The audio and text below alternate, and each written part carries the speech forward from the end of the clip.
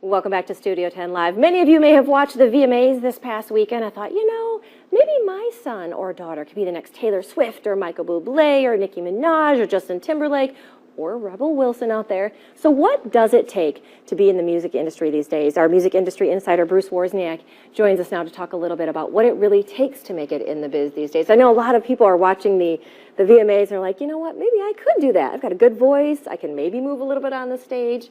Do you get a lot of people, talking to a lot of people that think, maybe this isn't as hard as an industry as it might be? It's a good and bad thing to watch those award shows and think maybe I could do that. It's a good thing because it means you're setting your goals high. Yeah, you're an overachiever. Yeah. Right, but it's a bad thing because the attitude is, all I have to do is, and they have this attitude of that they can fast track it. Yes, and be on that show a year later. I can be the next Nicki Minaj, 10 minutes, yeah. Those are such an anomaly. There's so few and far between the people that really do, quote unquote, make it overnight. And there's a lot of time, unfortunately, and a lot of hard work. And I think that's why people are starting younger, because they realize that. Well, you look at people like, Justin Bieber, how young he was, and his was so random. Like, he got his start on YouTube. It took someone like Usher to sort of discover him and bring him into the main fold.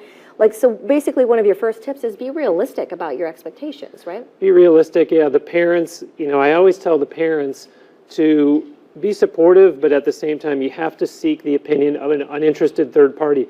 And specifically, if you're putting your kids into a competition where there are judges, get it where it's a judge who actually knows the business, not they're a judge because they're a sponsor of the event. Right. Who knows nothing about music that's going to tell your son or daughter, they are the greatest thing since sliced bread. Right, they'll tell every contestant, that was really great, you were great, and they probably weren't. And the parents were always going to tell their children, you're great, but at some point someone has to tell them, you're not that great. Right. Or you're good, but you need to work on this, or you need to take lessons. Like I always say, one of my tips is, if you just sing, learn an instrument. You can do so much more if you know how to play an instrument. And you can really show off a lot of skills, too, and you can tailor the songs and things that you need to whatever your vocal type might be as well. Absolutely, yeah. It really just enhances your overall performance, your stage presence. There's a lot more to you, and the more marketable you are, the better chance you do have of going further. Now, I know these days the internet has really changed things. We've talked to a lot of bands that without things like YouTube and social media to, get the word out and have people sample their music, I mean,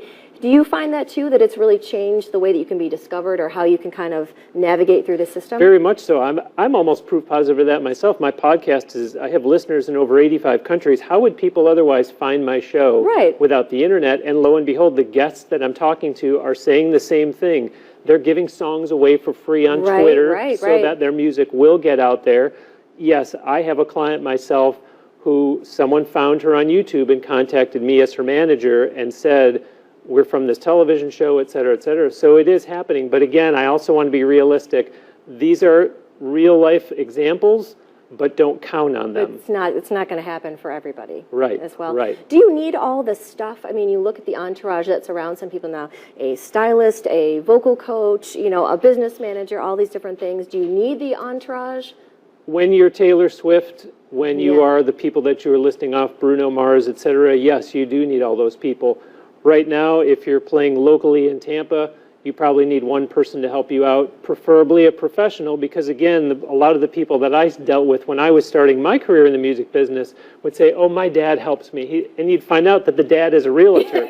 So what does the dad know about marketing or public relations or the entertainment business? So I know the parents are well-intentioned, but they don't have the background that someone like me does or someone in the music industry or in the communications field to get their child started on the right track and open the right doors, make the right introductions. Now, you have, quickly too, I want to make sure we get to this, you have a new ebook that's out, right, that people can learn more about this as well? Yes, Bruce's bonus book is extracted from the Bruce's bonus segment that I do every week on my podcast, and it's just a helpful tip for the listeners who are singers, songwriters, entertainers that are working hard to try to make a go of it, and I'm giving out a free tip in the middle of that podcast, but because my show is close to 60 minutes long sometime, if you're going to go back and try to find the middle of every one, it's going to take you a long time. So I just pulled them out from the first 40 episodes, like Casey Kasem's American Top 40. Nice. And there's an ebook for sale that you can apply these tips right away. It's not something that you have to be loaded or have that big entourage behind you to be able to relate to these tips. All right, sounds good. This has been really good. I feel really good about my chances of becoming the next Taylor Swift. It's going to happen. It's going to happen. Thank you so much for spending some time with us today.